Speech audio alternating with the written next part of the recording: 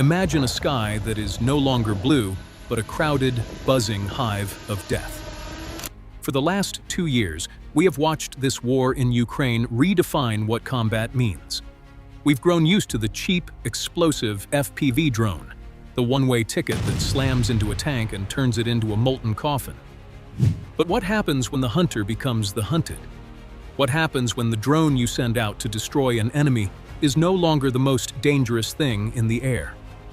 Recently, a new layer of this technological onion has peeled back, and it reveals a shift so fundamental that it threatens to make the traditional kamikaze drone obsolete overnight. We are now seeing footage that looks less like a military operation and more like a scene from a sci-fi thriller. A predator stalking its prey, not with an explosion, but with cold, calculated precision. Russia has just demonstrated a leap in drone technology that forces us to ask, is the era of the single-use drone already ending? Let's look at the footage. Its grainy, standard definition, the familiar feed of a first-person view drone cutting through the wind. On the screen, we see a Ukrainian kamikaze drone, likely carrying a significant payload, flying on its mission, unaware of the shadow closing in behind it. But this Russian interceptor is different. It doesn't have the usual warhead strapped to the nose. Instead, it is equipped with 2 mysterious, elongated rods protruding from its front. They look like antennae, or perhaps landing gear, but the moment of impact reveals their true, terrifying purpose. The Russian drone doesn't crash into the Ukrainian drone. It sidles up to it. It matches its velocity. And then, with a precise maneuver, it punches those 2 frontal rods directly into the wing of the target. Now, watch closely. The moment that penetration happens, there is no explosion. Instead, there is an instantaneous, violent reaction. The rods generate extreme, searing heat.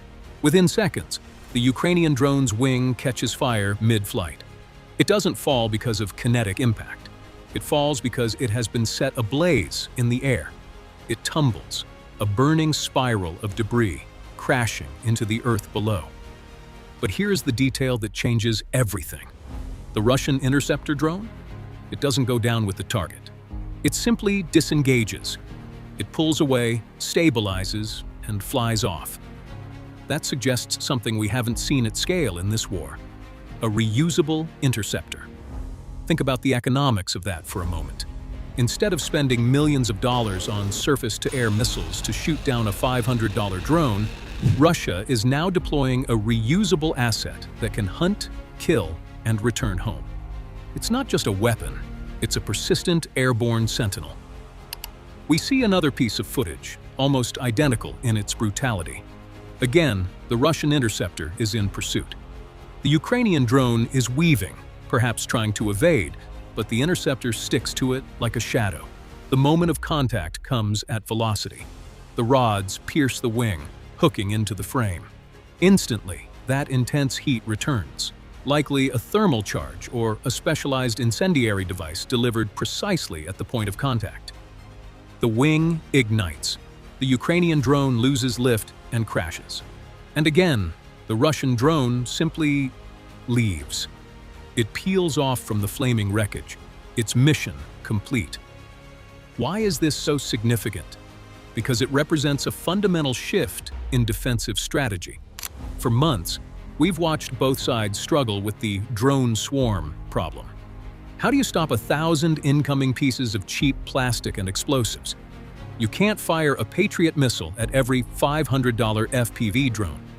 What Russia is demonstrating here is a cost-effective, scalable solution. They are turning drones into hunters of other drones. It is a move that acknowledges a harsh reality. The sky is now a contested space not just for jets and helicopters, but for these micro-machines. By developing these interceptor drones, these aerial predators, Russia is attempting to achieve air superiority at the lowest possible rung of the ladder. But just when you think you understand the rules of this new game, the game changes again. We have to look at the other side of the coin. Recently, footage emerged from Ukrainian sources showing a Russian Geran-2, the Iranian-designed Shahed loitering munition, flying its course. Behind it, a Ukrainian interceptor drone was giving chase. The Ukrainians have been adapting to this drone versus drone warfare as well. But the feed shows something no one expected. As the Ukrainian drone closes in for the kill, the Russian Geran-2 does something that was previously reserved for advanced fighter jets. It releases flares. Imagine that. A lumbering, one-way kamikaze drone, often dismissed as a slow-moving target, deploying countermeasures to shake off a pursuer. Flares. Heat decoys. In the sky over Ukraine, a $20,000 Iranian-designed drone is now acting with the defensive sophistication of a Sukhoi fighter. What does this tell us? It tells us that Russia has fully integrated drone technology into its special operations doctrine. They are not just throwing mass-produced drones at the front line, they are refining them. They are adding layers of survivability. They are adapting the Geran-2 to protect itself from the very interceptors they themselves are deploying against Ukraine. It's a frantic, accelerated arms race happening in real time, at altitudes where humans no longer dare to fly. It is machine versus machine, algorithm versus reflex. This brings us to the bigger picture. Why is Russia investing so heavily in these interceptor drones and advanced countermeasures? It's because the drone warfare revolution has fundamentally altered the battlefield, and Russia is betting the house on being the master of this new domain. We are seeing the rise of units like the Russian Rubicon drone divisions. These are not just soldiers who fly drones. These are specialized hunter-killer units. Their doctrine is reshaping how war is fought. Think about the traditional way of war. Troops advance, troops dig in, troops fight head-to-head. That is becoming obsolete. The Rubicon units are operating drones at a scale no one can surpass. Day and night, these drones are hunting. We are seeing footage of drones hunting down individual soldiers hiding in trenches. We are seeing drones destroying armored vehicles, tanks, APCs, and logistics convoys. Not with artillery shells that require forward observers and fire adjustment, but with precise, visual confirmation strikes delivered in seconds. By utilizing this interceptor drone strategy, Russia is effectively creating a sky shield for their own troops. They are reducing the risk of losing their own soldiers in the battlefield by keeping the enemy's eyes, their drones, out of the sky. If you can destroy the Ukrainian reconnaissance drone before it sees your positions, and you can intercept the kamikaze drone before it hits your tank, you change the calculus of survival. So, what are we witnessing? We are witnessing the end of the cheap and disposable era and the dawn of the reusable predator.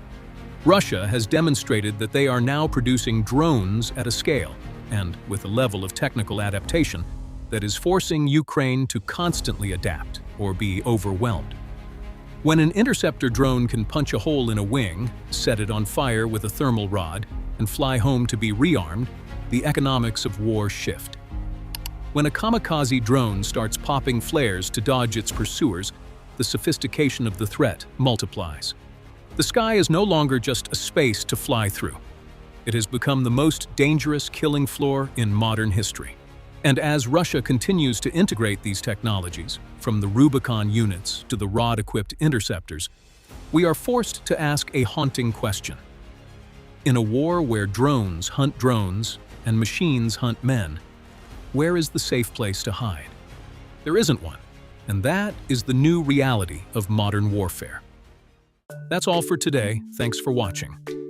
And if you have enjoyed the video, please make sure to subscribe for more updates.